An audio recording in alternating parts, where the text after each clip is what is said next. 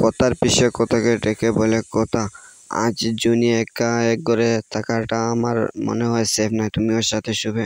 তখন কথা বলে, হ্যাঁ পিসা, তুমি চিন্তা করো না, আমি ওর সাথে থাকবো আজ রাত। তখন চিত্রাগুহ ওদের সব কথা শুনে ফেলে। তখন বলে, তুমি কি ভেবেছিলে এ আর তুমি আমার ছেলের গাড়ি তোমার বোনকে চাপিয়ে তুমি নিশ্চিন্তে থাকতে পারবে? আজ তোমার আর জুনির শেষ রাত্রে হবে আজ। তখন চিত্রাগুহ প্ল্যান করে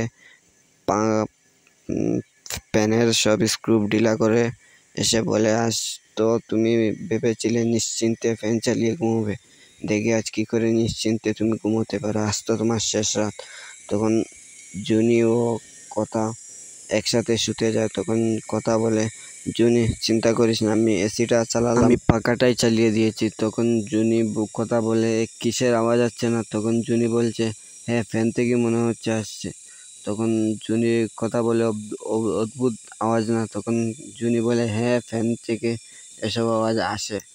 তাই বলে দুজনই শুয়ে পড়ছে। আপনাদের কি মনে হয়, পাখাটা পরে ওদের কি কিছু হবে, নাকি কেউ এসে বাঁচিয়ে নিবে?